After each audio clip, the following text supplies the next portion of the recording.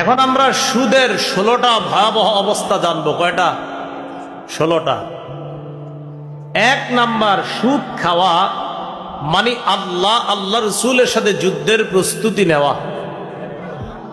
আমি আজকে বয়ান করার পর আপনারা যারা আগে জানতেন না সুদ হারাম, তারা এখন জানছেন যে সুদ হারাম। সুদ হারাম যে এটা সবাই জানে, পিচ্চিরাও জানে এখন সুদ হারাম।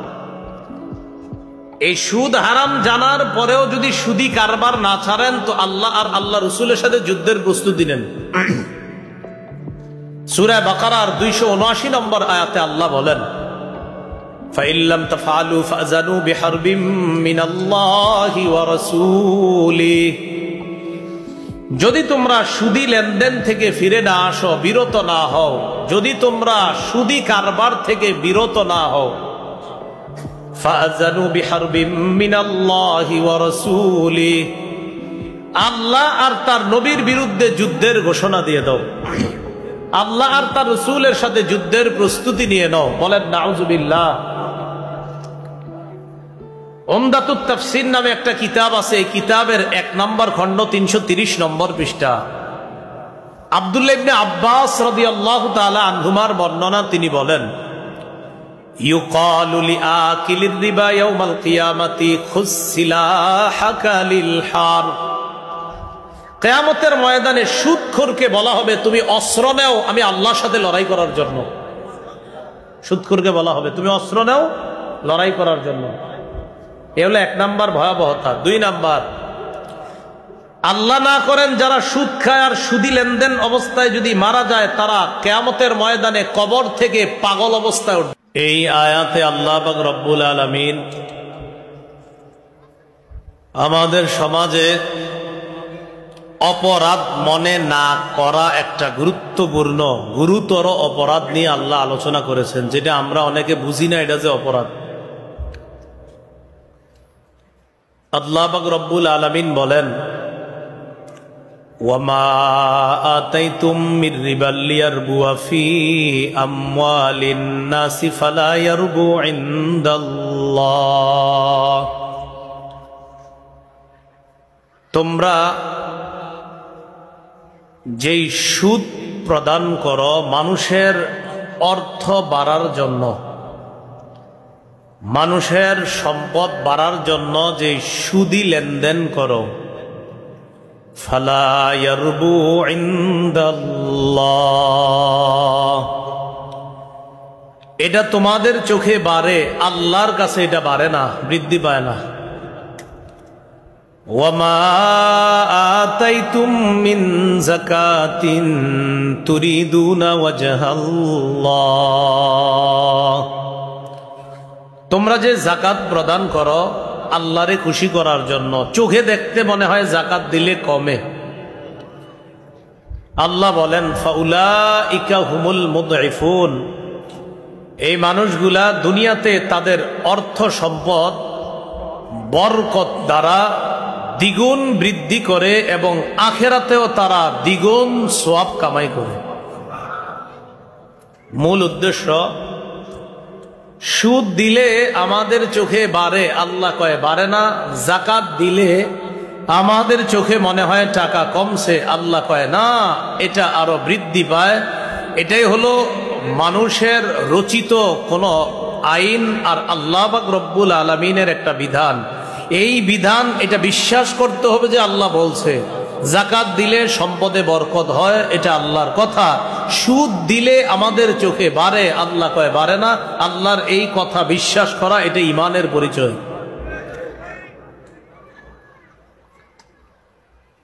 রিবা, এটা হলো সুদের আরবি।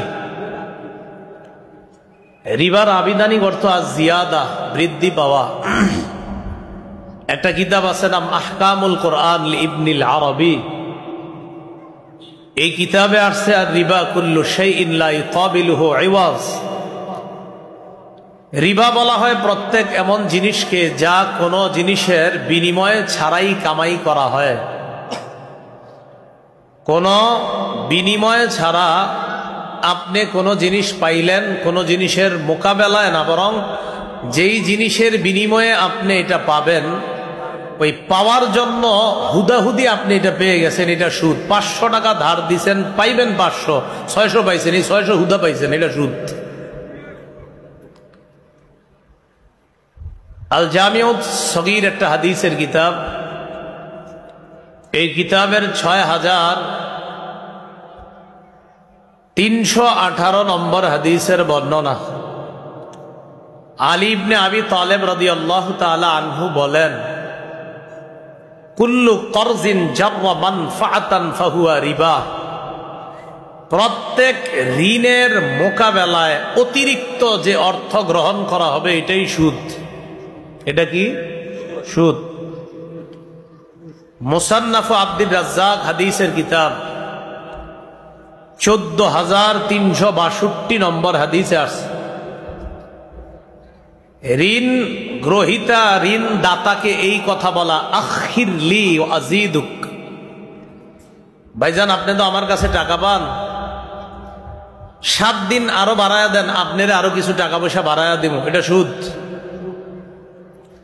ঋণ গ্রহিতা ঋণ দাতাকে বলা, আপনি আমারে কিছু সময় আরো বাড়ায়া দেন, আপনারা আরো কিছু টাকা পয়সা বাড়ায়া দিব। কেন বাড়ায়া দিবেন?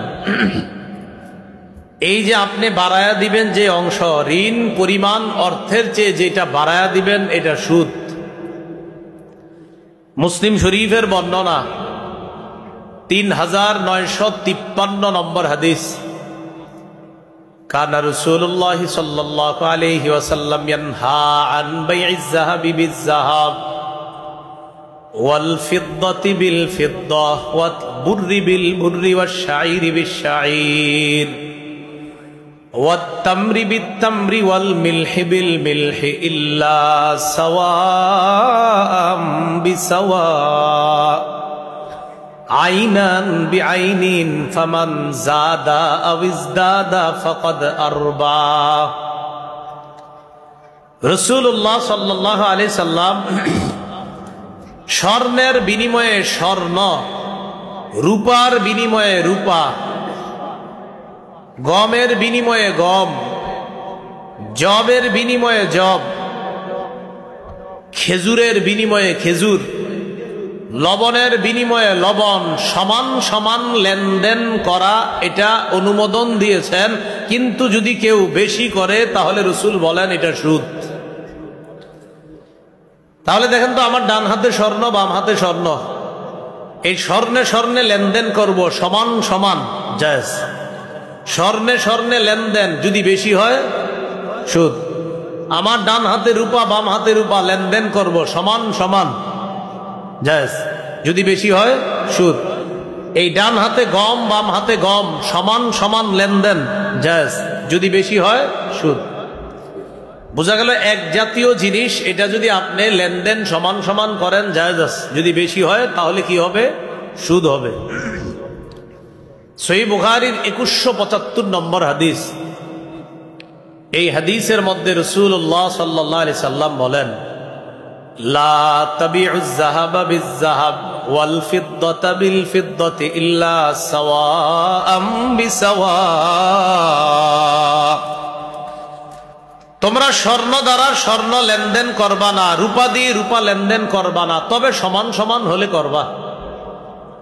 স্বর্ণ দিয়ে স্বর্ণের লেনদেন বেশি কম করে যদি করেন সুদ। রূপা আর রূপার লেনদেন যদি বেশি কম করেন তাহলে সুদ। নবী বলেন সমান সমান ঠিক আছে। এরপরে নবীজি বলেন, ওয়াবিউজ যাহাবা বিজ-যাহাবি ওয়াল ফিদ্দা ওয়াবিউজ যাহাবা বিল ফিদ্দা ওয়াল ফিদ্দাতা বিজ-যাহাবি কাইফা শি'তুম। এবার আপনারা আমার দিকে একটু তাকান। আমার ডান হাতে স্বর্ণ, বাম হাতে রূপা, দুইটা কি এক জিনিস না আলাদা? নবী কয় বিউজ যাহাবা বিল ফিদ্দা ওয়াল ফিদ্দাতা বিজ-যাহাব কাইফা শি'তুম। স্বর্ণ দিয়ে রূপা আর রূপা দিয়ে স্বর্ণ, এই দুইটার লেনদেন যেমনে মন চায় করো, এখানে কম বেশি সুদ হবে না। বলেন তো কেন হবে না? কারণ স্বর্ণ রূপা আলাদা। তাহলে কি বুঝলাম? এক জাতীয় জিনিস, যেমন আমার ডান হাতে স্বর্ণ, বাম হাতে স্বর্ণ, সমান সমান জায়েজ। যদি বেশি হয় সুদ। আমার ডান হাতে স্বর্ণ, বাম হাতে রূপা, দুইটা লেনদেন করব, কম বেশি, হ্যাঁ কম বেশি জায়েজ। জায়েজ। স্বর্ণ রূপা আলাদা, কম বেশি কি আছে? জায়েজ আছে। আমার ডান হাতে 20 টাকা, এটার মোকাবেলায় বাম হাতে 21 টাকা, সুদ কত? 1 টাকা। আমার ডান হাতে 20 টাকার একটা নোট, আর বাম হাতে 5 টাকার 4টা কয়েন আর 1 টাকার একটা কয়েন, কত হলো? 21 টাকা। ডান হাতে 20 টাকার একটা নোট, আর বাম হাতে হলো 5 টাকার 4টা কয়েন, 1 টাকার একটা কয়েন। অনেকের মাথায় আসবে, হুজুর তাহলে তো কয়েন, এগুলা তো পয়সা, তো টাকার মোকাবেলায় পয়সা, এটা কম বেশি মনে হয় সমস্যা নাই। 180 ডিগ্রি পল্টি নেওয়ার কোনো সুযোগ নেই। 5 টাকা পয়সার উপরে দেখবেন ভালো করে টাকায় লেখা আছে 5 টাকা। 1 টাকা কয়েন যেটা, ওটার মধ্যে লেখা আছে 1 টাকা, তাহলে পয়সাও ওটা কি? টাকা। বলেন ওটা কি? 5 টাকার পয়সা, ওটাও কি? টাকা। তাহলে 20 টাকার নোট আর 4টা 5 টাকার কয়েন আর একটা 1 টাকা 21 টাকা, এই কম বেশি এটাও কি হয়ে যাবে? সুদ। বুঝে আসছে তো? আচ্ছা,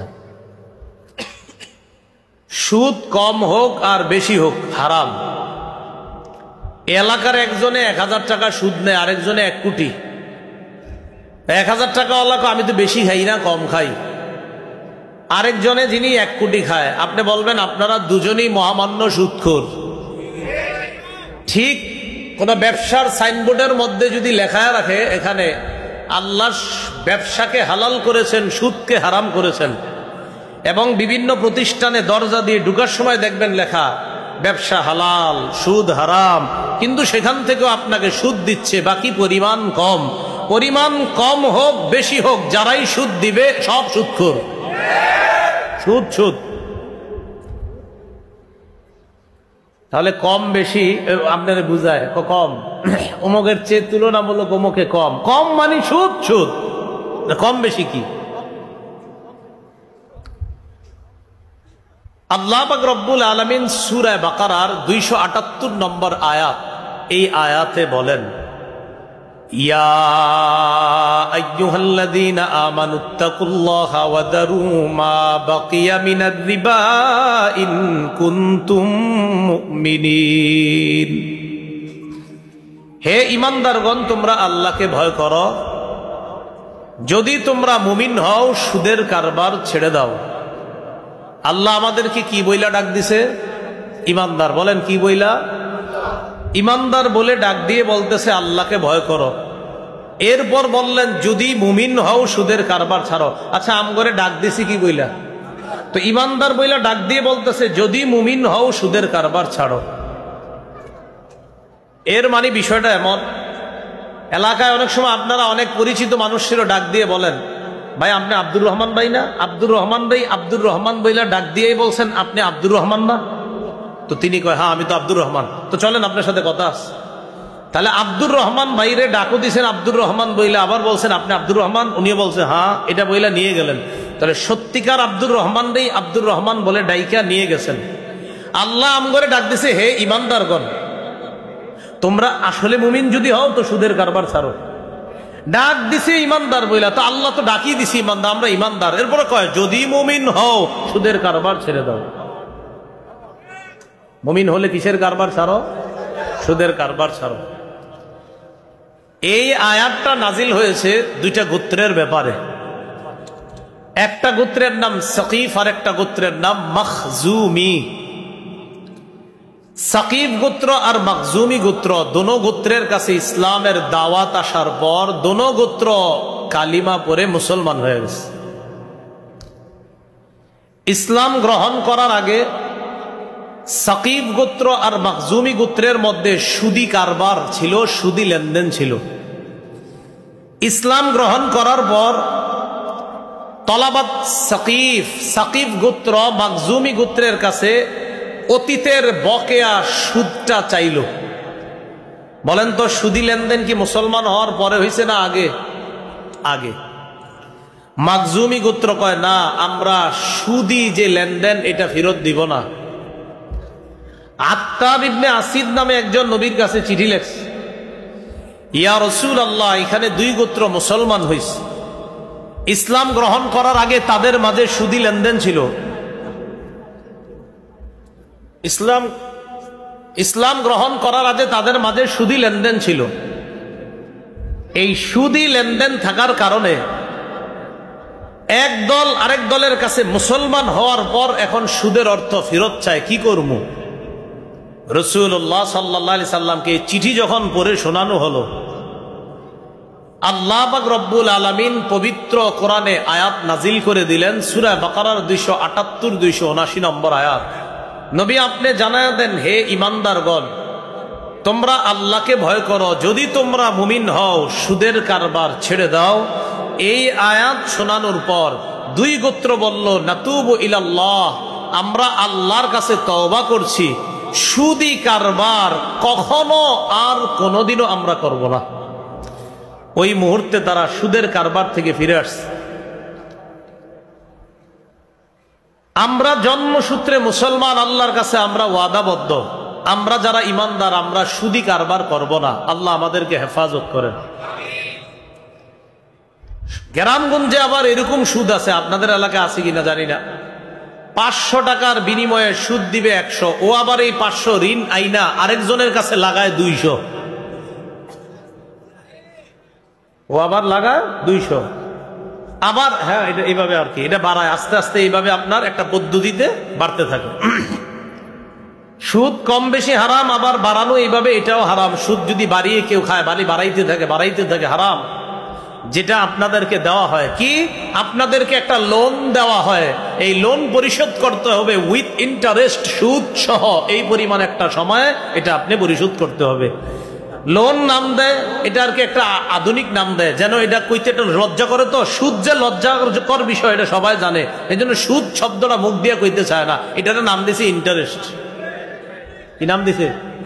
মানে বুঝে যে সুদ এটা তো আসলে একটা খারাপ জিনিস, কিডনি কই তো একটা স্মার্টনেস আছে না, দিছে ইন্টারেস্ট। আল্লাহ পাক রব্বুল আলামিন সূরা আলে ইমরানের 130 নম্বর আয়াতে বলেন, ইয়া আইয়ুহাল্লাযীনা আমানু লা তাকুলুর রিবা আদআফাম মুদাআফা। হে ঈমানদারগণ, তোমরা চক্রাকারে বৃদ্ধি করে সুদ খাবে না, তোমরা চক্রাকারে বৃদ্ধি করে সুদ খাবে না। তাহলে আল্লাহ তাআলা কম বেশি শুধু হারাম করলেন, চক্রাকারে বৃদ্ধি করে সুদ খাওয়া এটাও আল্লাহ হারাম করলেন। এই হারাম থেকে আল্লাহ আমাদের সকলকে বাঁচার তৌফিক দান করেন। সুদের ব্যাপারে আল্লাহর স্পষ্ট ঘোষণা, সূরা বাকারার 276 নম্বর আয়াত। আল্লাহ বলেন, ইয়ামহাকুল্লাহুর রিবা ওয়া ইউরবিস সাদাকাত। আল্লাহ সুদকে মিটায়া দেয়, ওয়া ইউরবিস সাদাকাত, সদকা আল্লাহ বাড়ায়। ইউরবিস সাদাকাত, সদকা আল্লাহ বাড়ায় দেয়। সদকা করলে সত্যি করে এখন সদকা যখন করেন, টাকা কি আসলে পকেটে ঢুকে না পকেট থেকে যায়? কিন্তু আল্লাহ বলেন ইউরবিস সাদাকাত, সদকা আমি আল্লাহ বাড়াই। তাহলে মোটামুটি আমরা বুঝলাম যে আসলে সুদ খাওয়া উচিত না আমাদের, নাকি উচিত? সুদ খাওয়া হারাম, বলেন সবাই, সুদ খাওয়া হারাম। গ্রামগঞ্জে জমিন বন্ধকের নামে সুদ হয়, আর শহরে বাসা মর্গেজের নামে সুদ। মর্গেজ নাম শুনছেন নি? আপনাদের আওয়াজ দিয়ে হঠাৎ হালকা হয়ে গেল সবার। রহস্য আছে কোনো? এটা আমি ভালো করে জানি রহস্য। সুদের আলোচনা এমনি শ্রোতা কয়েক লাখ থাকলেও আওয়াজ কম হয়, এটা একটা গোপন রহস্য আছে, আওয়াজ কম হয়। গ্রামগঞ্জে জমি বন্ধকের নামে সুদ, আর শহরে হলো বাসা মর্গেজের নামে সুদ। এটা কিভাবে? আমি আপনারে 1 বছরের জন্য 1 গন্ডা জমিন দিলাম, আপনি আমারে 50,000 টাকা দিলেন, মানে যেটা হয় আর কি। আপনারা আগে এরকম হইলে বলবেন, তাহলে ঠিক আছে। আপনারে আমি জমিন দিলাম 1 বছরের জন্য, আপনি আমারে 50,000 টাকা দিলেন। 1 বছর পর আপনার জমিন ফেরত দিব 50,000 টাকা। 1 বছরের জন্য আপনার কাছ থেকে আমি জমিনের একটা লেনদেন করলাম, মনে করেন আপনার কাছে আমার জমিনটা রাখলাম, আপনার থেকে 50,000 টাকা নিলাম। আপনি জমিন নেওয়ার পর 1 বছর কি ফালায় ধুইছেন না চাষাবাদ করছেন? বলেন সবাই, চাষাবাদ। 1 বছর পর 50,000 টাকা আপনি নিয়ে যাচ্ছেন, জমিন ফেরত দিচ্ছেন। এটাই তো হচ্ছে দেশ গ্রামে। এবং এটার নাম বলছেন আপনারা বন্ধক। না, বন্ধক পবিত্র শব্দ, এই অপবিত্র জায়গায় বন্ধক শব্দ লাগাবেন না। বন্ধক কাকে বলে? টাকার আমার দিকে, এটা আমি আপনাকে বন্ধক দিলাম। লা ইয়াজুজুল ইনতিফা বিশাইইল মারহুন, বন্ধকি জিনিস দিয়ে উপকৃত হওয়া জায়েজ নেই। ওনারে আমি স্বর্ণের একটা চেন দিলাম, 50,000 টাকা নিলাম, তাকান সবাই, 50,000 টাকা নিলাম, স্বর্ণের চেন দিলাম। এই স্বর্ণের চেন ওনার মেয়ের গলায়, ওনার নাতনির গলায় দিতে পারবে না, এটা আলমারিতে রেখে দিবে, 50 দিব, চেন ফেরত দিবে, এটাকে কয় বন্ধক। ওনারে জমিন দিলাম, আমি টাকা নিলাম, জমিন কিচ্ছু করবে না, ফেলে রাখবে, টাকা দিব, জমিন দিয়ে দিবে, এটাকে বলা হয় বন্ধক। এটা কি বলা হয়? আমাদের সমাজে কি এটা হয়? তো হলো না আপনার, তো বন্ধক হলো কিভাবে? আপনার কাছে আমি একটা ঘোড়া বন্ধক রাখলাম, বলেন কি? ঘোড়া ঘোড়া ঘোড়া বন্ধক রাখার পর 10,000 টাকা নিলাম, 10,000 টাকা দিলে ঘোড়াটা দিয়ে দিবেন। এই ঘোড়ার উপরে একদিনের জন্য যদি ওঠেন, আপনার ছেলের শখ করে যদি ওঠান, এই যতটুকু পরিমাণ বসায় রাখছেন এতটুকু সুদি কারবার করছেন, কিচ্ছু করতে পারবেন না। আব্দুল্লাহ ইবনে মাসউদের সামনে এই ঘটনা হয়েছে, এই যেই ঘটনা বললাম, আব্দুল্লাহ ইবনে মাসউদ রাদিয়াল্লাহু তাআলা আনহু সামনে ঘোড়ার উপরে উঠছে। ওঠার পর কয়, এটা না তুমি বন্ধক আনছো? কয় হ্যাঁ। তো বন্ধকি জিনিসের উপর চড়লা কেন? কয় এটা একটু চললাম। কয় না, যতটুকু চড়লাই তুই সুদ। তাহলে কি বুঝলাম আমরা? বন্ধকি জিনিস, এই যে বন্ধকি জিনিস, বন্ধক যেটা রাখলাম, এটা দিয়ে উপকৃত যদি না হই, এটার নাম বন্ধক। কিন্তু আমরা তো আপনার উপকৃত হচ্ছি। শহরে হলো বাসা 5 বছরের জন্য 5 লাখ 6 লাখ নেয়, এই 5 বছর এই বাসায় থাকবে, 5 লাখ ফেরত দিবে, আর আমার ওই বাসাও ফেরত দিয়ে দিবে, আমি তারে 5 লাখ দিয়ে দিলে, এটার নাম মর্গেজ। নাম কি? মর্গেজ। দেশ গ্রামে জমিন লাগানো নাম দেয় বন্ধক, শহরে ওইভাবে বাসা, এটার নাম দেয় মর্গেজ। দুটোটা যদি সিস্টেম যেটা বললাম, এই সিস্টেম নাম যত পবিত্র দেন না কেন, এটা সুদের অন্তর্ভুক্ত। এই কাজ করেন না। জমিনের লেনদেন যারা করেন আপনারা, এটা না করে ভাড়ার সিস্টেম করেন। ভাড়া, বলেন কি সিস্টেম? ভাড়া। ভাড়া কিভাবে? জমিন দিবেন আপনি, 1 বছরের জন্য এই জমিন তোমারে দিলাম, 15,000 টাকা ভাড়া নিলাম, এই টাকা আর পাবা না, জমিন খাও, খায়া আমার আবার দিয়ে দিবা। ভাড়া, ভাড়া জায়েজ আছে। আল্লাহ আমাদের সকলকে বুঝার তৌফিক দান করেন। এখন আমরা সুদের 16টা ভয়াবহ অবস্থা জানবো। কয়টা? 16টা। 1 নাম্বার, সুদ খাওয়া মানে আল্লাহ রসুলের সাথে যুদ্ধের প্রস্তুতি নেওয়া। আমি আজকে বয়ান করার পর আপনারা যারা আগে জানতেন না সুদ হারাম, তারা এখন জানছেন যে সুদ হারাম। সুদ হারাম যে এটা সবাই জানে, পিচ্চিরাও জানে এখন সুদ হারাম। এই সুদ হারাম জানার পরেও যদি সুদি কারবার না ছাড়েন, তো আল্লাহ আর আল্লাহ রসুলের সাথে যুদ্ধের প্রস্তুতি নেন। সূরা বাকারার 279 নম্বর আয়াতে আল্লাহ বলেন, ফাইল্লাম তাফআলু ফাযানু বিহারবিম মিনাল্লাহি ওয়া রাসূলিহি, যদি তোমরা সুদি লেনদেন থেকে ফিরে না আসো, বিরত না হও, যদি তোমরা সুদি কারবার থেকে বিরত না হও, ফাযানু বিহারবিম মিনাল্লাহি ওয়া রাসূলিহি, আল্লাহ আর তার নবীর বিরুদ্ধে যুদ্ধের ঘোষণা দিয়ে দাও, আল্লাহ আর তার রাসূলের সাথে যুদ্ধের প্রস্তুতি নিয়ে নাও। বলেন নাউজুবিল্লাহ। উমদাতুত তাফসীর নামে একটা কিতাব আছে, এই কিতাবের 1 নম্বর খণ্ড 330 নম্বর পৃষ্ঠা। আব্দুল্লাহ ইবনে আব্বাস রাদিয়াল্লাহু তাআলা আনহুমার বর্ণনা, তিনি বলেন, ইউকালু লিআকিলির রিবা ইয়াউমাল কিয়ামাতি খুসসিলাহাকা লিল হার, কিয়ামতের ময়দানে সুদখোরকে বলা হবে, তুমি অস্ত্র নাও আমি আল্লাহর সাথে লড়াই করার জন্য। সুদখোরকে বলা হবে, তুমি অস্ত্র নাও লড়াই করার জন্য। এ হলো 1 নাম্বার ভয়াবহতা। 2 নাম্বার, আল্লাহ না করেন যারা সুদ খায় আর সুদি লেনদেন অবস্থায় যদি মারা যায়, তারা কিয়ামতের ময়দানে কবর থেকে পাগল অবস্থায় উঠবে। পাগল অবস্থায়। আল্লাহ পাক রব্বুল আলামিন সূরা বাকারার 275 নম্বর আয়াতে বলেন, আল্লাযীনা ইয়াকুলুনার রিবা, যারা সুদ খায়। আমি আয়াত বলবো, এই জায়গাটা খালি আপনারা অনুবাদটা করবেন। আল্লাযীনা ইয়াকুলুনার রিবা, হুজুররা না, অন্যরা জোরে বলবেন, আল্লাযীনা ইয়াকুলুনার রিবা। সব দিক থেকে আওয়াজটা আসে না, বলেন আল্লাযীনা ইয়াকুলুনার রিবা, জোরে বলেন সবাই। হ্যাঁ, যারা কি খায়? সুদ খায়।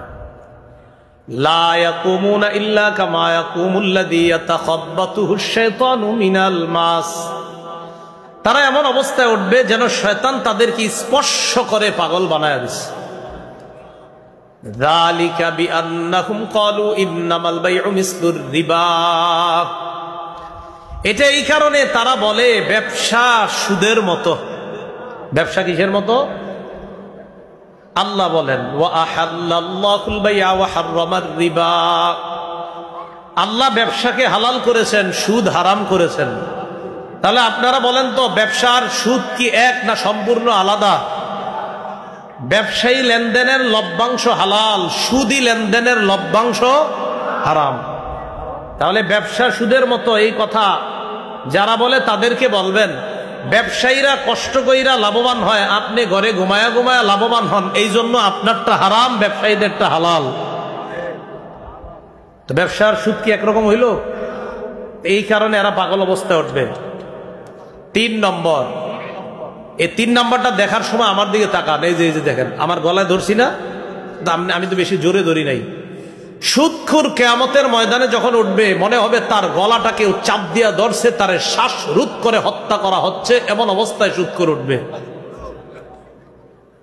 উমদাতুত তাফসীর 1 নম্বর খণ্ড 330 নম্বর পৃষ্ঠা। আব্দুল্লাহ ইবনে আব্বাস রাদিয়াল্লাহু তাআলা আনহুমার বর্ণনা, তিনি বলেন আকিলুর রিবা ইউবআসু ইয়াউমাল কিয়ামাতি মাজনুনান ইউখনাক। সুদখোরকে কিয়ামতের ময়দানে পাগল অবস্থায় উঠানো হবে, এমন অবস্থায় উঠানো হবে দেখলে মনে হবে তাকে শ্বাসরোধ করা হচ্ছে, এমন অবস্থায় উঠানো হবে। 4 নাম্বার, যারা সুদ খায় তারা আল্লাহর বরাদ্দকৃত হালাল নেয়ামত থেকে বঞ্চিত হয়। নাউজুবিল্লাহ। আল্লাহ আপনার জন্য একটা হালাল নেয়ামত রাখছে, এই সুদের কারণে হালাল নেয়ামত থেকে বঞ্চিত হয়।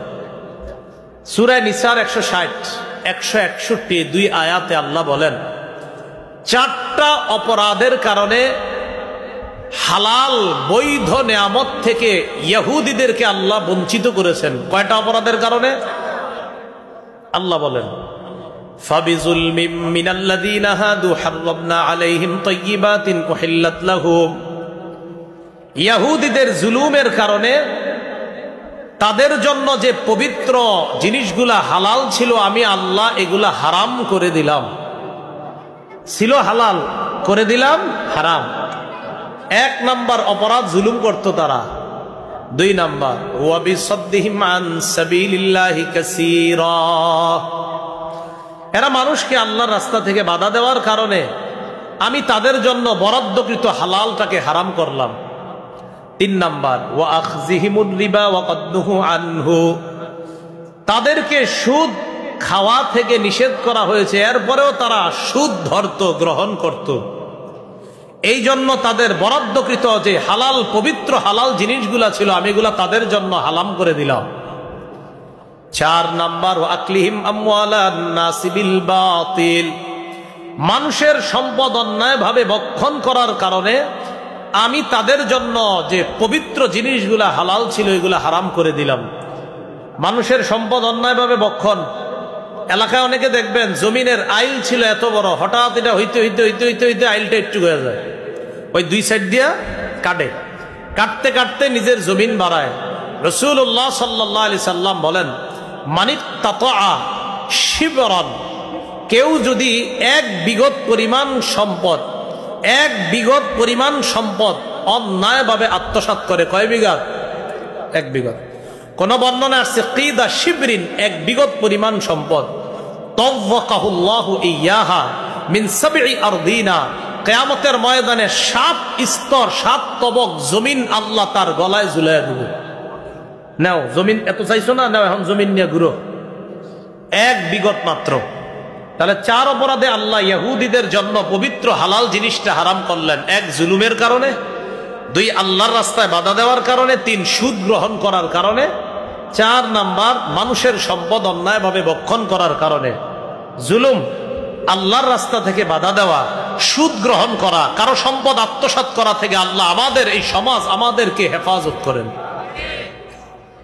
5 নাম্বার, আপনাদের এই বুদিয়া মারা যারা সুদ খায়, সুদখোরদের কারণে এই এলাকায় তারা আল্লাহর গজব বৈধ করে নেয়। কি করে নেয়? বৈধ করে নেয়। আত-তারগীব ওয়াত-তারহীব হাদিসের কিতাব, এই কিতাবের 3 নম্বর খণ্ড 69 নম্বর পৃষ্ঠা নবীজি সাল্লাল্লাহু আলাইহি সাল্লাম বলেন, ইযা যাহারাজ জিনা ওয়ার রিবা ফি ক্বরিয়াতিন ক্বাদ আহাল্লু বিআনফুসিহিম আযাবাল্লাহ। কোন এলাকার মধ্যে যদি 2টা অপরাধ বেড়ে যায়, কয়টা? 1 নাম্বার জিনা, 2 নাম্বার সুদের কারবার। ক্বাদ আহাল্লু বিআনফুসিহিম আযাবাল্লাহ,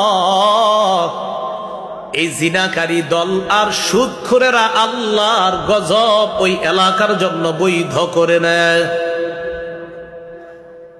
সুদ তো সবাই খাবে না, কিন্তু যারা খাচ্ছে তাদের কারণে ভালো মানুষগুলোও ওই আপনার গজবের মধ্যে পড়ে তাদের কারণে। এজন্য এলাকার উচিত যারা সুদ খায় এই মানুষগুলারে ধরে পায়ে ধরে হাতে ধরে বুঝিয়ে সুদ থেকে বাঁচানোর চেষ্টা করা। আল্লাহ আমাদেরকে তৌফিক দান করেন। আল ইহসান ইমাম পরিষদ তারা উদ্যোগ নিবে, তাদের মাধ্যমে যুব সমাজ যারা আছেন আপনারা মিলেমিশে পায়ে ধরে হাতে ধরে বাবা বলে ভাই বলে যেমনে পারেন সুদ থেকে হেফাজত করেন, তাদেরকে ফেরানোর চেষ্টা করেন। আল্লাহ তৌফিক দান করেন। এদেরকে বলেন ভাই সুদ ছেড়ে দাও, অন্যথায় এলাকা ছাড়ো, নাকি? হ্যাঁ কি ঠিক? তো আরেক এলাকায় গেলে হেনেও তো সুদ খায় ওই এলাকায় গজব আনবে। আপনি বলেন আপনারা ঠিক করেন, এই ভাইরাস কোথাও পাঠাবেন না, ভাইরাস তো এখানেই সংশোধন করবেন। আমি কইছি দিকে এরাও কয়। আপনি যদি এই ভাইরাস আরেক এলাকায় পাঠান তো ইনি গিয়েও তো সুদ, এই সুদ খাইয়া আপনার গজব টানবে। এজন্য কারোর ক্ষতি করেন না, আপনারা নিজে গোটা নিজেরা সইয়া টইয়া এটা বাঁচানোর চেষ্টা করেন। এ হলো 5 নাম্বার। 6 নাম্বার সুদের ক্ষতি। সুদ যারা খায় তাদের কারণে এলাকায় দুর্ভিক্ষ লাগে। আগের মতো কৃষক ক্ষেতের ফসল পাবে না, আগের মতো তরি তরকারি যারা করে তারা তরি তরকারি পাবে না। আগে মা বোনেরা শীতকালে তাদের ঘরের টিনের উপর লাউ গাছে 50-60টা লাউ পেলেও এখন আর 10-12টার বেশি পাবে না। এটা সুদখোরদের কারণে এই জাতীয় আল্লাহ প্রদত্ত নেয়ামতগুলোর মধ্যে দুর্ভিক্ষ লাগে। আল্লাহ রাগান্বিত হয়ে এই নেয়ামতগুলো ছিনিয়ে নেয়। মুসনাদে আহমদ 17,822 নম্বর হাদিস, নবীজি সাল্লাল্লাহু আলাইহি সাল্লাম বলেন, মা মিন কওমিন ইয়াজহারু ফীহিমুর রিবা ইল্লা উখিযু বিসসানা। কোন এলাকার মধ্যে যদি সুদের কারবার বেড়ে যায় ওই এলাকার মধ্যে দুর্ভিক্ষ লেগে যায়। সুদের কারবার বাড়লে এলাকায় কি লাগে? ও এই হাদিসে আরেকটা অংশ আসছে, কমুনিটা আমাদের আলোচ্য বিষয় এটা না, বাকি বলে ফেলি। মা মিন কওমিন ইয়াজহারু ফীহিমুর রিশা ওয়া ফী রিওয়ায়া রাশা, কোন এলাকার মধ্যে যদি ঘুষের কারবার বেড়ে যায় ইল্লা উখিযু বির-রুবি, ওই এলাকার শক্তিশালী সুঠাম দেহী পুরুষগুলাও কাপুরুষ হয়ে যায়। কাপুরুষ হয়ে যায়। ইসলামের কাজে স্বতঃস্ফূর্তভাবে আগে পাওয়া গেল, এখন পাওয়া হুজুর আপনি নামনে করেন, যার যারটা হে করেন, আমার মতো আমরা থাকতে দেন তো। ওই আসলে হের দোষ না, ওই ঘুষখোরদের কারণে এই সাহসী ছেলেগুলাও কাপুরুষ হয়ে যাচ্ছে। 7 নাম্বার, যারা সুদ খায় তারা পেটে সাপ ঢুকায়। সাপ, সাপ এমন এক প্রাণী, আপনারা কেমন ভয় পান জানি না। আমি দুনিয়াতেও আল্লাহ রেখে, আল্লাহ দুনিয়াতেও যেন আমি সাপ না দেখি, আখেরাতে তো নাই, দুনিয়াতেও যেন সাপ না দেখি। চিড়িয়াখানায় শিক্ষা সফরে গিয়ে যে খালি দেখছি স্ন্যাক্স লেখা আছে, মানে সাপের একটাও আছে, সবাই এটা দেখছে, আমি এটাও কিন্তু দেখি নাই, চিড়িয়াখানাও গিয়ে দেখিনি। এটা আমি প্রায় দোয়া করি, আল্লাহুম্মা ইন্নী আউযু বিকা মিনাল হাইয়াতি কুল্লিহা, আল্লাহ সব ধরনের ছোট বড় যে কোনো সাপ থেকে আপনি আমারে বাঁচান। এটা দেখতেও চাই না। সুদখোররা পেটে সাপ ঢুকায়। ইবনে মাজাহ 2273 নম্বর হাদিসের বর্ণনা, রাসূলুল্লাহ সাল্লাল্লাহু আলাইহি সাল্লাম বলেন, আতাইতু লাইলাতান উসরিয়া বি আলা কওমিন, মেরাজের রাতে রওনা করলাম। মেরাজের রাতে একদল মানুষের কাছে আসলাম আমি, এসে তাদের দিকে তাকায়া দেখলাম, বুতুনহুম কাল বুয়ুত, তাদের পেটগুলা বিশাল বড় বাড়ির মতো, পেট বাড়ির মতো বাড়ি। ফিহা আল হাইয়াত তুরা মিন খারিজি বুতুনিহিম, আল্লাহ নবী বলেন বাহির থেকে দেখা যায় পেটের ভিতরে বিশাল বড় বড় সাপ দৌড়ায়। আমি প্রশ্ন করলাম, মানহা উলা ইয়া জিবরিল, জিবরিলেরা কারা? জিবরিল আমিন জবাব দেয়, হা উলাই আকালাতুর রিবা ইয়া রাসূলুল্লাহ, এরা হলো সুদখোরের দল, নাউজুবিল্লাহ। এরা সুদখোর, পেটে সাপ। 8 নাম্বার যারা সুদ খায়, আমরা মায়ের পেট থেকে দুনিয়াতে আসছি সবাই, আলহামদুলিল্লাহ। 8 নাম্বার যারা সুদ খায়, আপন মাকে বিয়ে করে, অর্থাৎ আপন মায়ের সাথে ব্যভিচারের গুনাহ করে। ব্যভিচারের গুনাহ, ব্যভিচারের চেয়ে বড় গুনাহ, আপন মায়ের সাথে ব্যভিচারের চেয়ে বড় গুনাহ সুদ খাওয়া। ইবনে মাজার 2274 নম্বর হাদিস, রাসূলুল্লাহ সাল্লাল্লাহু আলাইহি সাল্লাম বলেন, আর রিবা সাবউনা হুবান আইসারুহা আইয়ান কিহার রাজুলু উম্মা। সুদের 70টা শাখা, নিম্ন শাখা হলো আপন মাকে বিয়ে করা। আমার আলোচনা এই এলাকার মারা যদি শুনে থাকেন, মা বোনরা কি মাহফিল শুনতেছে না আশেপাশ থেকে? মা বোনরা আমার আলোচনা শুনে থাকলে আপনার সন্তানরা আপনি বুঝান তিনি যেন সুদ না খায়। যেই সমস্ত বিবি যারা আছেন আমার আলোচনা শুনছেন, আপনি আপনার স্বামীকে বুঝান যে আপনি হালাল টাকায় পারলে কিছু ঘরে আইনেন, হারাম টাকায় কিছু আইনেন না। এখানে আপনারা অনেক মানুষ আছেন, যে ছেলেগুলো আছেন স্কুল কলেজ ভার্সিটি মাদ্রাসায় পড়েন, এই ছেলেগুলো আপনার বাবাকে বলেন, আব্বা হালাল টাকায় পারলে আমারে কিছু দিয়েন, হারাম টাকায় মাসে 12টা প্যান্ট শার্ট পাঞ্জাবি আমার লাগবে না। মেয়েগুলা যারা আমার আলোচনা শুনছেন আপনার বাবাকে বলেন, হারাম টাকায় আমার মাসে মাসে কসমেটিক্স লাগবে না আব্বা, হালাল টাকায় পারলে আমারে কিছু দিয়েন। আমি আশাবাদী কোন সন্তান তার বাবাকে যখন সুদ ছাড়তে বলবে, যারা পড়াশোনা করছেন আপনারা বাবাকে বলেন, আমার বই খাতার জন্য আপনি সুদ খাবেন কেন? আমি কষ্ট করে প্রয়োজনে আমি টিউশনি করবো, এরপরে আব্বা আপনি সুদ খাবেন না। এই কথা বলে বাবারে বুঝান। আপনার বাবা রাতে চিন্তা করতে বাধ্য হবে যে আমার সন্তান যাদের জন্য আমি সুদি টাকায় হাত দিছি তারা আমারে সুদ খাইতে না করে, আমার বিবি যার জন্য আমি সুদে হাত দিছি আমার বিবিও আমারে সুদ খাইতে না করে, আমার মা আমারে সুদ খাইতে না করে। ইনশাল্লাহ আমি আশাবাদী এই মানুষটা সুদ থেকে ফিরে আসবে, আমার মন বলছে। কারণ তার পরিবারের মানুষগুলা যখন তাকে বলবে আপনি সুদি টাকায় হাত দিবেন না, তখন সে বুঝবে যে দুঃখে কষ্টে এই পরিবার আমার পাশে থাকবে, এটা সে বুঝবে। কি বলেন, এরকমের হিম্মত করা যায় না ইনশাআল্লাহ? যে কোনো পরিবারের মধ্যে এই জাতীয় ঘটনা থাকলে বাবারে বুঝান, পরিবারের প্রধান যিনি তাকে বুঝান। আল্লাহ সুদ থেকে পুরা সমাজকে হেফাজত করেন। সুদের ভয়াবহতা, 9 নাম্বার ভয়াবহতা, যারা সুদ খায় তারা দুনিয়া আখেরাত বরবাদ করে। দুনিয়া আখেরাত বরবাদ। ইউটিউবার ভাইরা আপনাদের কত না করি, এত পরিমাণে আমার বয়ান রেকর্ড করেন না। এই যে মানুষগুলা দেখতে শুনতে চাইতেছে, আমি মাহফিলে আসি মূল নিয়ত থাকে মানুষ আমার কথাগুলো শুনুক, কিছু শিখুক, বিশ্বাস করেন এই নিয়তে আসে। কারণ আপনারা এত পরিমাণে বারবার ওই লোকগুলা বলতেছে আপনাদেরকে, এই জন্য আমি তো আমার পরে আলোচক তো আছে, আপনার ভাই আছে, আশরাফ সাহেব আছে, ওনারা আসে, ওনারা তো সবসময় আসে না, আমার তো প্রায় পান। আচ্ছা যাক, কিছু বলেন না, থাক থাক থাক থাক, ঠিক আছে, পরবর্তী সংশোধন হবে ইনশাল্লাহ। আজকে আসছেন ঠিক আছে, এইভাবে এত পরিমাণে আপনারা আসলে এই মানুষগুলা দেখতে অসুবিধা হয়। পরে কর্ম যারা আপনার আয়োজক এদেরকে বলে, হ্যাঁ আপনারা কিছু কর নাই, আয়োজকরাও ঝামেলা করে আয়োজকদেরকে, এই শ্রোতাদের মধ্য থেকে। কারণ আয়োজকরা তো কিছু আপনাদেরকে বলবে না, কারণ এটা মানবিক খাতিরই কিছু বলে না। মানুষ বলতে ওই যে এই পাশে যারা দেখে না এদেরকে সরাই দিলে তো আবার পিছন দিয়ে মানুষ বসতে পারবে না। হ্যাঁ, মানুষ চারপাশ থেকে যখন বয়ান শুনে দাঁড়ায় দাঁড়ায়, আমি কি করি জানেন? আমি বলি শুনুক, দাঁড়ায় শুনুক, শুনতে থাক, বয়ান শুনুক। বয়ান কি করুক? বয়ান শুনতে থাক, যেমনি পারে বয়ান শুনুক, শুনতে দেন। বয়ান লাভ আছে, কিছু না কিছু লাভ আছে। বয়ান যখন মানুষ শুনে মন দিয়ে, এটাতে লাভ আছে, এটা নিশ্চিত থাকেন। তো যাই হোক, 9 নাম্বার, সুদ খাইলে দুনিয়া ধ্বংস, আখেরাত নষ্ট হয়ে যায়। আল্লাহ হেফাজত করেন। এই পৃথিবীটা কয়দিন বাঁচবেন, এটাও শেষ। আর মরার পরে আখেরাত যে সাজাইবেন, কি আর সাজাইবেন, এটাও শেষ।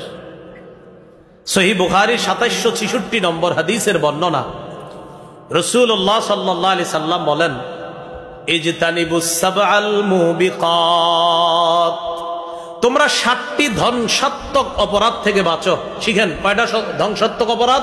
7টা। ক্বালু ওয়া মা হুন্না ইয়া রাসূলুল্লাহ, সাহাবীগণ বললেন, হুজুর এই 7টা ধ্বংসাত্মক অপরাধ কি? নবীজি বললেন, 1 নাম্বার আশ-শিরকু বিল্লাহ, আল্লাহর সাথে শিরিক করা। 2 নাম্বার আস-সিহরু, জাদু করা। 3 নাম্বার ওয়াকাতলুন নাফসিল্লাতী হারামাল্লাহু ইল্লা বিল হক, অন্যায়ভাবে কাউকে হত্যা করা। 4 নাম্বার আকলুর রিবা, সুদ খাওয়া। 5 নাম্বার আকলু মালিল ইয়াতীম, এতিমের সম্পদ অন্যায়ভাবে ভক্ষণ করা। 6 নাম্বার তাওয়াল্লি ইয়াউমাজ যাহফি, জিহাদের ময়দান থেকে পলায়ন করা। 7 নম্বর অকসফুল মুহসানাতিল মুমিনাতিল গাফিলাত, সতী সাদী মুমিন নারীর উপর মিথ্যা অপবাদ দেওয়া। এই 7টা অপরাধ ধ্বংসাত্মক অপরাধ, যেটা আমাদেরকে ধ্বংস করে দিবে। আমি আবার বলছি, রাসূল সাল্লাল্লাহু আলাইহি সাল্লাম বলেন 7টি ধ্বংসাত্মক অপরাধ থেকে বাঁচো। 1 নাম্বার শিরিক করা, 2 নাম্বার জাদু করা, 3 নাম্বার অন্যায় ভাবে কাউকে হত্যা করা। এই অন্যায় ভাবে চড়ুই পাখিরও মাইরেন না, পাখিরেও অন্যায় ভাবে মাইরেন না। গুলাল দিয়া চড়ুই পাখিও যদি মারেন, নাসাই শরীফের বর্ণনা, এই চড়ুই পাখি আল্লাহর কাছে কিয়ামতের ময়দানে আপনার বিরুদ্ধে মামলা করবে। হ্যাঁ, কতালা উসফুরান, এক ব্যক্তি পাখি মারলো, এই পাখি আল্লাহরে বলবে, আল্লাহ ইন্না ফুলানান কতালানি, ওমকে আমারে হত্যা করছে। মাবুদ কেন হত্যা করছে আমারে? এই লোক কেন হত্যা করছে আল্লাহ, আমি জানতে চাই। চড়ুই পাখি বলবে, আল্লাহ কোনো কারণ ছাড়া আমারে কেন হত্যা করলো, আমি বিচার চাই। হ্যাঁ হ্যাঁ, নাসাই শরীফের বর্ণনা, চড়ুই পাখি বিচার চাই। গুলাল দিয়ে আপনারা মারেন না, এই যে মারছেন, এরকম মারেন না। হ্যাঁ, জবাই করে চড়ুই পাখি খাবেন, এটা ঠিক আছে। এই জন্য চড়ুই পাখি বলবে, আল্লাহ আমারে অনর্থক কেন মারলো? তারা খাওয়াটা এটা ঠিক আছে, কিন্তু আমারে যে হুদাই মারলো, এটার বিচার চাই, বিচার চাই। তো যাই হোক, বলছিলাম 3 নাম্বার মানুষ হত্যা করা। যেখানে পাখি অনর্থক, পাখি মারতে পারবেন না, সেখানে মানুষ মারার তো প্রশ্নই আসে না। 4 নাম্বার আকলুর রিবা, সুদ খাওয়া। 5 নাম্বার আকলু মালিল ইয়াতীম, এতিমের সম্পদ অন্যায়ভাবে ভক্ষণ করা। 6 নাম্বার জিহাদের ময়দান থেকে পলায়ন করা। 7 নাম্বার সতী সাদী মুমিন নারীর উপর মিথ্যা অপবাদ দেওয়া। এই 7টি ধ্বংসাত্মক অপরাধ থেকে আল্লাহ আমাদেরকে বেঁচে থাকার তৌফিক দান করেন। 7টার মধ্যে সুদ খাওয়ার কথা আছে কিনা? আমরা সুদ খাবো না, বাবারা, ভাইয়েরা, চাচারা, আমরা কেউ সুদ খাবো না। আল্লাহ আমাদেরকে হেফাজত করেন। সুদের ভয়াবহতা নাম্বার 10। আল্লাহ না করেন কেউ যদি সুদ খাওয়া অবস্থায়, সুদী লেনদেন অবস্থায় মারা যায়, কিয়ামত পর্যন্ত রক্তের নদীর মধ্যে সে থাকবে। বারবার উঠার চেষ্টা করলেও কিয়ামতের আগে উঠতে পারবে না। সহিহ বুখারীর 2085 নম্বর হাদিসের বর্ণনা, রাসূলুল্লাহ সাল্লাল্লাহু আলাইহি সাল্লাম ফজরের নামাজের পর সাহাবীদের দিকে ফিরে তাকাইলেন। আমাদের ইমাম সাহেবরা ফজরের পর আমাদের দিকে ফিরে তাকায় না? 2-1 জন কয় জি, মানে বুঝছেননি, মানে 2-1 জন বুঝাইতেছে, হুজুর ফজর পরেই তো 2-3 জন, এই জন্য আমরা 2-3 জন কইছি জি। যাই হোক, আমি ধারণা ভালো রাখি, আপনারা ওই গেট লাগানো থাকে তো এই জন্য আসতে পারেন না, অথবা কুকুর বা সাপের ভয়ে আসেন না, বাসায় পড়েন, এই ভালো ধারণাটা আছে আমার, বাকিটা আল্লাহ জানে। হ্যাঁ, নবীজি ফজরের নামাজের পর সাহাবীদের দিকে তাকাইছে। তাকানোর পর সাহাবীদেরকে বললেন, রাআইতুল লাইলাতা রাজুলাইন, রাতে 2 লোককে দেখলাম, আতায়ান, আমার কাছে আসছে। আসার পর আমারে ধরছে, ধইরা নিয়ে গেছে, নিতে নিতে অনেকগুলা জিনিস দেখছে। হাত্তা আতাইনা আলা নাহরিম মিন দাম, একটা নদীর কাছে গেছি, নদীটা রক্তের নদী। ফিহি রাজুলুন কাইম, নদীর মাঝখানে এক ব্যক্তি। ওয়া আলা ওয়াসতিন নাহরি রাজুলুন বাইনা ইয়াদাইহি হিজারা, নদীর কিনারায় একজন, তার সামনে অনেকগুলা পাথর। নবীজি বলেন, ফাআকবালার রাজুলুল্লাযী ফিন নাহরি, নদীর মাঝখানের লোকটা নদীর কিনারার দিকে রওনা করছে। রামাল্লাযী আলা ওয়াসতিন নাহরি বিহাজারিন ফি ফিহি, নদীর কিনারার লোকটা একটা পাথর নিয়ে নদীর মাঝের লোকটার মুখ বরাবর মারছে। রদ্দাহু হাইসু কানা, ওই লোক আবার নদীর মাঝখানে চলে গেছে। নবীজি বলেন, আমি আবার দেখলাম লোকটা আবার আসতে চায়, আবার পাথর মারে। কেউ মারে কই? মুখে, মুখে, একদম মুখে মারে। এই মুখের ভিতরে যে পাথরটা ঢুকে আবার মাঝখানে যায়। নবীজি বলেন, আমি জিজ্ঞাসা করলাম এটা কে?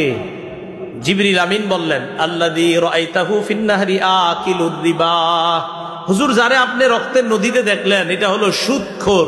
নাউজুবিল্লাহ। 11 নাম্বার ভয়াবহতা, যে ব্যক্তি সুদ দেয়, যে সুদ খায়, যে সুদের কারবার লেখে। বলেন তো কি করে? সুদের কারবার লেখে, লেখে, বলেন কি করে? এটা 3 বার কোন, সুদের কারবার লেখে, এটা 3 বার কোন, কি করে? আবার কোন, কি করে সুদের কারবার? এটা 3 বার কেন কইলাম? রাতে ঘুমায়া ঘুমায়া শুয়ে শুয়ে চিন্তা করবেন। 1 নাম্বার যে সুদ দেয়, 2 নাম্বার যে সুদ খায়, 3 নাম্বার যে সুদের কারবার লেখে। 4 নাম্বার, যে সুদের সাক্ষী দেয়। 4 শ্রেণীর উপর আল্লাহ রসুলের 24 ঘন্টা অভিশাপ চলতে থাকে। নাসাই শরীফের 5103 নম্বর হাদিস, এই হাদিসের মধ্যে আছে আন্না রাসূলুল্লাহ সাল্লাল্লাহু আলাইহি ওয়াসাল্লাম লাআনা আকিলার রিবা ওয়া কাতিবা ওয়া শাহিদা। সুদদাতা, সুদ খায় যে, সুদ দেয় যে, সুদের কারবার লেখে যে, সুদের সাক্ষী দেয় যে, সবার উপর আল্লাহ নবী অভিশাপ করছেন। নাউজুবিল্লাহ। 12 নাম্বার, সামান্য পরিমাণ সুদ জেনে শুনে খাওয়া 36 বার ব্যভিচার করার চেয়ে বড় অপরাধ করা। মুসনাদে আহমদ 22007 নম্বর হাদিস, দিরহামু রিবান ইয়াকুলুহুর রাজুল ওয়া হুয়া ইয়ালাম আশাদ্দু মিন 36 জিনা। সামান্য দিরহাম পরিমাণ সুদ যদি কেউ জেনে শুনে খায়, আশাদ্দু মিন 36 জিনা, 36 বার ব্যভিচার করার চেয়ে বড় অপরাধ। সামান্য পরিমাণ সুদ জেনে শুনে খাওয়া, 36 বার ব্যভিচার করার চেয়ে বড় অপরাধ করা। আল্লাহ আমাদেরকে হেফাজত করেন। 13 নাম্বার, আল্লাহ না করেন কেউ যদি সুদি লেনদেন করা অবস্থায় মারা যায়, আল্লাহর হক তাকে জান্নাত না দেওয়া।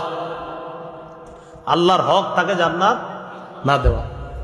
হাদিসের একটা কিতাব আছে নাম আল মুস্তাদরাক লিল হাকিম, এই কিতাবের 2260 নম্বর হাদিস। এই হাদিসের মধ্যে আছে আরবাউন হাক্কুন আলাল্লাহি আল্লা ইউদখিলাহুমুল জান্নাহ ওয়া লা ইউযিকাহুম নাঈমাহা। 4 শ্রেণীকে জান্নাত না দেওয়া আল্লাহর হক, তাদেরকে জান্নাতের নিয়ামত উপভোগ না করানো আল্লাহর হক। 1 নাম্বার, মুদমিনুল খাম, যে ব্যক্তি মদ পান করে, মদের নেশায় মত্ত এই অবস্থায় মারা গেছে, তারে জান্নাত না দেওয়া আল্লাহর হক। 2 নাম্বার, ওয়া আকিলুর রিবা, যে সুদ খায়, তারে জান্নাত না দেওয়া আল্লাহর হক।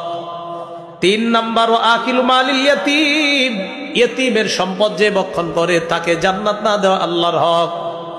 4 নাম্বার, আল আকুলি ওয়ালিদাইহি, পিতা মাতার নাফরমান সন্তান, তাকে জান্নাত না দেওয়া আল্লাহর হক। শরাব পান করে, সুদ খায়, এতিমের সম্পদ ভক্ষণ করে, মা বাবার নাফরমান সন্তান, এই 4 শ্রেণীকে জান্নাত না দেওয়া আল্লাহর হক। আল্লাহ আমাদেরকে 4টা অপরাধ থেকে বাঁচার তৌফিক দান করে। 14 নাম্বার, কিয়ামতের আগে 3টে অপরাধ বাড়বে খুব বেশি, এর মধ্যে একটা সুদ। এই সুদ বেড়ে যাওয়াটা উম্মতের জন্য গজবের কারণ হবে। আত-তারগীব ওয়াত তারহিব কিতাবের নাম 3 নাম্বার খণ্ড 70 নম্বর পৃষ্ঠা। রাসূলুল্লাহ সাল্লাল্লাহু আলাইহি সাল্লাম বলেন, বাইনা ইয়াদাইস সাআ ইয়াজহারুর রিবা ওয়াজ জিনা ওয়াল খাম। কিয়ামতের আগে জিনা বাড়বে, সুদ বাড়বে, মদ বাড়বে। এই মদ মানে শুধু মদ না, মাদক দ্রব্য যত আছে, ইয়াবা, বাবা, গাঁজা, আফিম, কানাডার রাই, মাস্তুদ, শ্যাম্পেন যা আছে সব হারাম। এই সবগুলা বাড়বে কিয়ামতের আগে। তো এর মধ্যে সুদ আছে, জিনা আছে। 15 নাম্বার, রাসূলুল্লাহ সাল্লাল্লাহু আলাইহি সাল্লাম বলেন, সুদখোর দেখে যে সুদ বাড়ে, আসলে শেষ পরিণতি খুব ভয়ঙ্কর হবে তার। নবীজি বলছেন শেষ এটা কমার দিকেই যাবে। সে না হয় তার পরবর্তী প্রজন্ম বিভিন্ন দিক থেকে বিশাল পেরেশানির মধ্যে পড়ে এই সুদ যে কমবে এটা তারা দেখতে পাবে। ইবনে মাজাহ 2279 নম্বর হাদিস, রাসূলুল্লাহ সাল্লাল্লাহু আলাইহি সাল্লাম বলেন, মা আহাদুন আকসার মিনার রিবা ইল্লা কানা আকিবাতু আমরিহি ইলা কিল্লাহ। কোন ব্যক্তি দেখে সুদ বাড়ে, কোন ব্যক্তি সুদের টাকা বাড়ায়, নবীজি বলেন তোমাদের মধ্যে যারা সুদের টাকা বাড়ায়, সুদের অর্থ বাড়ায়, তার শেষ পরিণতি কমা, এটা তারে জানায় দিবা। শেষ পরিণতিটা কম, এটা নিশ্চিত, কোনো সন্দেহ নাই।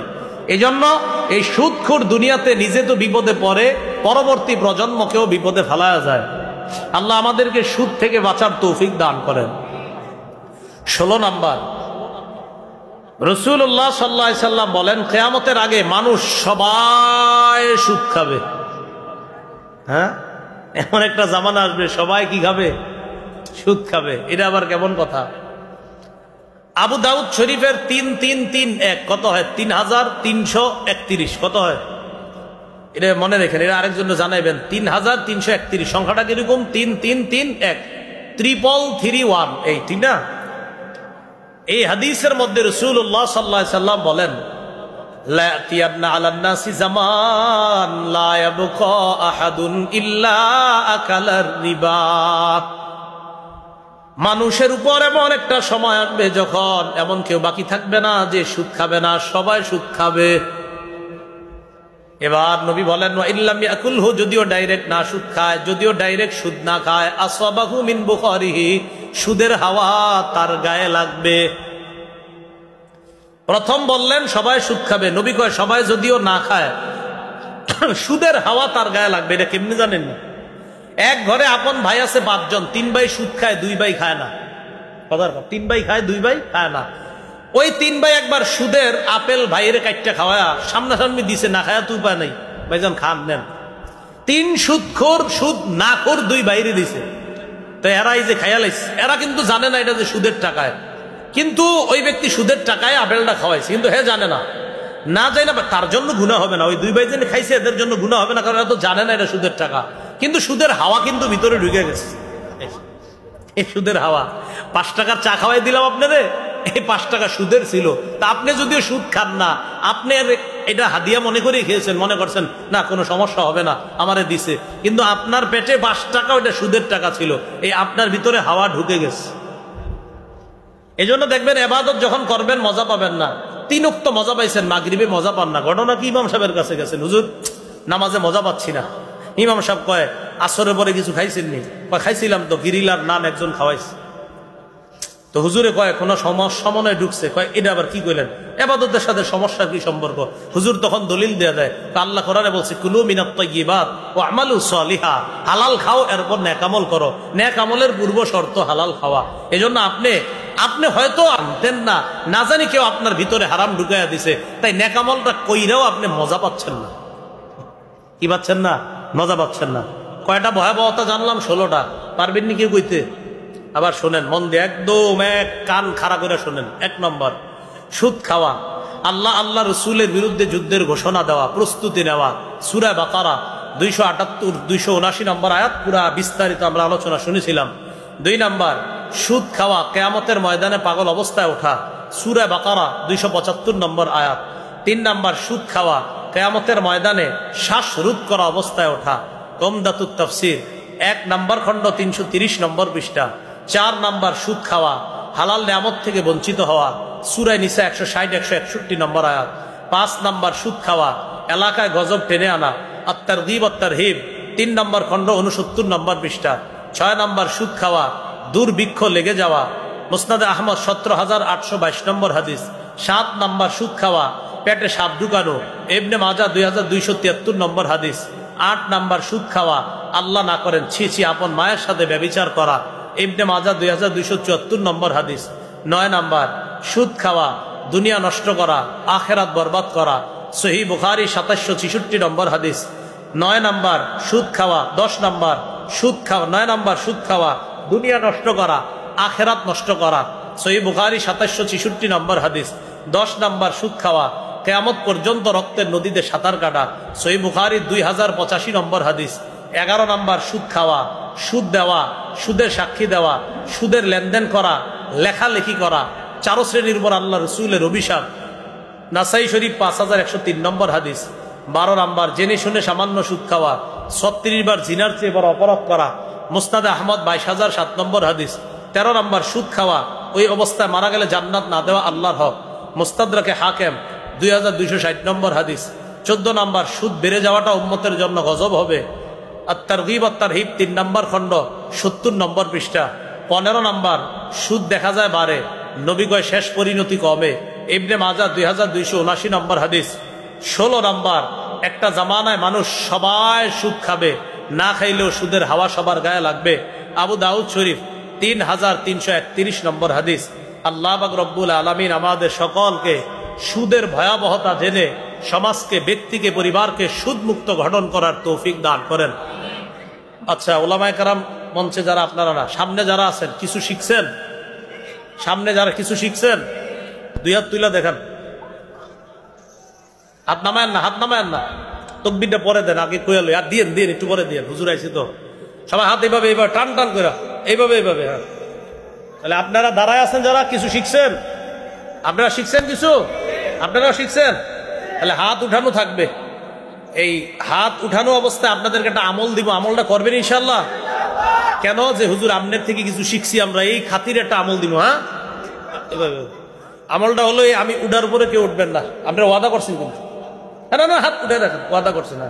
এমনি থাকেন, হুজুর বসবে, এরপরে ঘোষণা করবে, আহমাদু পড়বে, এরপর নামায় নেন। আর সমস্যা নেই, এমনি রাখেন। এটা তো ব্যায়াম হইতেছে না, ঘুম চলে।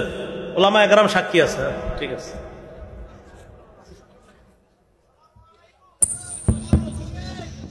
আলহামদুলিল্লাহ।